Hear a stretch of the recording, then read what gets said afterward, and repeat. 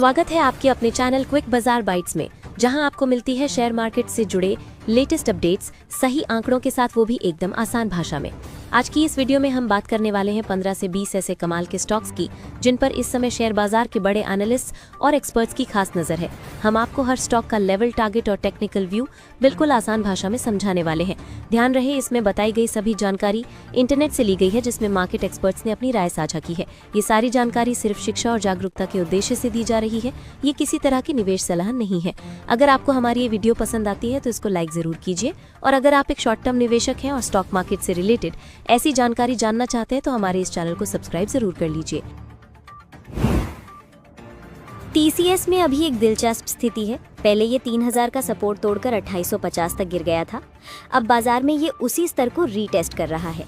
अगर ये स्टॉक 3050 से 3100 के ऊपर क्लोजिंग दे पाए तो माना जाएगा कि पिछला ब्रेकडाउन गलत निकला और ऊपर की ओर फिर तेजी आ सकती है। फिलहाल वेट एंड वॉच करना चाहिए, क्योंकि कोई बड़ा इवेंट आने वाला है और उससे स्टॉक में अचानक मूव हो सकता है। एसबीआई कार्ड्स ने लंबे वक्त के बाद एक अच्छा मूव दिया है। ये स्टॉक आमतौर पर 650 से 1000 की रेंज में चलता रहा है, लेकिन अब डेली और वीकली चार्ट्स में पॉजिटिव क्रॉसओवर नजर आ रहा है, यानी खरीदारी की दिशा में रुझान बढ़ रहा है। अगर स्टॉक 850 के ऊपर टिक सके तो अगले टारगेट 1050 तक का बहुत संभव है। लंबी अवधि के लिए इस स्टॉक को पोर्टफोलियो में रखना समझदारी हो सकती है, बशर्ते आप 850 के नीचे स्टॉप लॉस रखें। टाइटन अभी 3250 से 3750 के बीच की ब्रॉड रेंज में फंसा हुआ है। इसके चार्ट्स में 3300 साढ़े 3300 के आसपास अच्छा सपोर्ट है, जहां से ये ऊपर की ओर बाउंस ले सकता है। अगर आप एंट्री करना चाहें तो इस सपोर्ट जोन पर एंट्री लेना बेहतर रहेगा और स्टॉप लॉस 3250 रखें। रेजिस्टेंस 3750 पर है। जब तक 3750 के ऊपर क्लोजिंग नहीं मिलेगी, ये रेंज में ही रहेगा। आरबीएल बैंक ने महीने, सप्ताह और दैनिक टाइम फ्रेम्स में मजबूत ब्रेकआउट दिखाया है। ये स्टॉक करीबन 265 से 270 के पास स्टॉप लॉस रखकर होल्ड किया जा सकता है। टेक्निकली इसका ढांचा पहले नेगेटिव था, लेकिन अब धीरे धीरे पॉजिटिव हो रहा है। अगर ये ऊपर की ओर चलता है तो 300 के ऊपर भी पहुंचने की संभावना है, खासकर लॉन्ग टर्म निवेशकों के लिए। नैल्को मेटल सेक्टर में मंदी भी है, लेकिन इस स्टॉक में सपोर्टिव बाइंग बनी हुई है, यानी बिकवाले के बावजूद खरीदारी देखने को मिल रही है, जो एक सकारात्मक संकेत है। ऐसे में अगर आप लॉन्ग पोजीशन लेना चाहें तो इस सपोर्ट जोन के पास एंट्री कर सकते हैं और स्टॉप लॉस कम रखना चाहिए। डिवीज लैब ने आज एक सरप्राइज मूव दिखाया है, करीबन 1.5% से लेकर लगभग 2% की तेजी। ये स्टॉक पहले 200 एसएमई से नीचे था, लेकिन अब अप मूव में काम कर रहा है। अगर आप एंट्री करना चाहें तो 6050 से 6160 के आसपास के लेवल पर नजर रखें, मगर ध्यान रहे अप मूव में एंट्री करना थोड़ा रिस्की हो सकता है, इसलिए बेहतर होगा कि जब ये सपोर्ट के करीब हो तब कदम उठाएं। पीएसयू बैंकिंग सेक्टर में Canara bank, bank of Baroda और एसबीआई को टेक्निकली मजबूती के संकेत मिल रहे हैं। एसबीआई का लो 840, बीओबी का लो 248 और कैनरा का 118 है। जब तक ये लेवल्स नहीं टूटते तब तक आप धीरे धीरे इन स्टॉक्स को जोड़ सकते हैं। इन पर बाय ऑन डिप्स की स्ट्रैटेजी असरदार हो सकती है। एम्बर एंटरप्राइजेज में इस समय स्ट्रक्चर पॉजिटिव दिख रहा है। स्टॉक ने अपने चार्ट्स पर ब्रेकआउट दिया है और मंथली, वीकली और डेली सभी टाइम फ्रेम्स पर ट्रेंड मजबूत है। फिलहाल स्टॉक करीबन 8500 के आसपास ट्रेड कर रहा है और नीचे 8250 से 860 के आसपास 24 ईएमए पर अच्छा सपोर्ट है। अगर ये लेवल्स नहीं टूटते तो आने वाले दिनों में स्टॉक 8600 से 8700 तक जा सकता है। लेकिन ध्यान रहे, ये स्टॉक थोड़ा वॉलेटाइल है, इसलिए अगर ऑप्शन में पोजीशन ली है तो 8250 का स्टॉप लॉस जरूर लगाएं। बैंक निफ्टी मार्केट को आउट परफॉर्म कर रहा है और अभी तक का ट्रेंड स्ट्रक्चरली मजबूत है। कल के सत्र में इसने 56,500 के आसपास हाई बनाया था, जिसके बाद हल्का करेक्शन देखने को मिला। अगर इंडेक्स 55,800 के ऊपर बना रहता है तो यहां से रिवर्सल के पूरे चांस हैं। आने वाले दिनों में 56,200 से 56,350 के लेवल्स दोबारा देखने को मिल सकते हैं, इसलिए पोजीशन बनाए रखें, लेकिन 55,800 का स्टॉप लॉस जरूर रखें।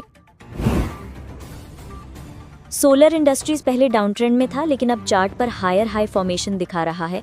इस समय ये करीबन 14,100 के पास कंसोलिडेट कर रहा है। अगर स्टॉक 14,000 के ऊपर क्लोजिंग देता है तो अगले टारगेट 14,500 से 14,800 के बनते हैं। नीचे 13,850 से 13,800 का स्टॉप लॉस रखना जरूरी है, ताकि वॉलेटिलिटी में नुकसान से बचा जा सके। बजाज फाइनेंस में स्ट्रक्चर पॉजिटिव है और ये अभी भी अपनी रेंज के ऊपरी हिस्से में ट्रेड कर रहा है। स्टॉक का ऑल टाइम हाई लगभग 1065 के आसपास है, जबकि नीचे 980 पर मजबूत सपोर्ट है। जब तक स्टॉक 980 के ऊपर बना है तब तक अपसाइड की संभावना बनी रहेगी। आने वाले दिनों में ये फिर से हायर लेवल्स टेस्ट कर सकता है, इसलिए 980 का स्टॉप लॉस रखकर बने रहिए। समन कैपिटल इस समय मोमेंटम में है और स्टॉक को ऊपर से 165 से 164 के जोन में थोड़ी रुकावट मिल रही है। अगर ये लेवल टूटे तो 158 तक की गिरावट संभव है, जबकि अगर ये सपोर्ट टिके रहें तो स्टॉक फिर से 165 से 164 की रेंज में उछल सकता है।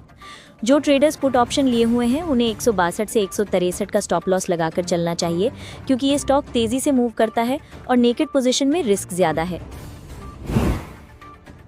मैक्स फाइनेंस करीबन 1577 के आसपास ट्रेड कर रहा है और इसका अहम सपोर्ट 1520 पर है।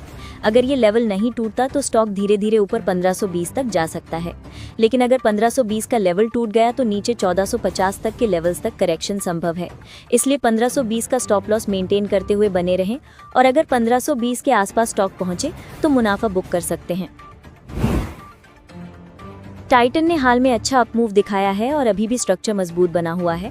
अगर आपके पास शॉर्ट टर्म पोजीशन है तो 3540 का स्टॉप लॉस रखें। मीडियम टर्म के लिए 3600 से 3620 के टारगेट देखने को मिल सकते हैं। चार्ट पर अपमूव शार्प रहा है, इसलिए ट्रेलिंग स्टॉप लॉस लगाकर प्रॉफिट लॉक करना समझदारी होगी। SBI का चार्ट अभी भी मजबूत है, लेकिन ऑप्शन पोजीशन में सावधानी जरूरी है। अगर किसी ने 920 की कॉल 12 रुपए में ली है तो वो आउट ऑफ द मनी है और ऐसे हैवी वेट स्टॉक्स में अचानक बड़ा मूव कम ही देखने को मिलता है। बेहतर होगा कि कॉल से एक बार एग्जिट कर लें, लेकिन अगर कैश या फ्यूचर में लॉन्ग है तो 840 से 845 के लेवल्स पर बाय ऑन डिप्स कर सकते हैं। पिरामल फार्मा में स्टॉक अभी रेंज बाउंड है, नीचे 187 से 185, ऊपर 210 के बीच। 200 SMA के पास से स्टॉक को रिजेक्शन मिला है, इसलिए स्ट्रक्चर थोड़ा कमजोर है।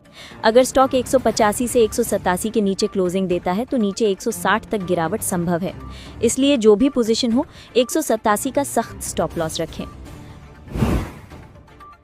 फोर्टिस हॉस्पिटल्स ने हाल में गवर्नमेंट न्यूज़ के बाद तेज उछाल दिखाया और अब कंसोलिडेशन के बाद ब्रेकआउट दे रहा है। अगर स्टॉक 1040 के ऊपर टिके रहता है तो आने वाले दिनों में और तेजी देखने को मिल सकती है, इसलिए पोजीशन होल्ड करें, लेकिन 1040 का स्टॉप लॉस जरूर लगाएं।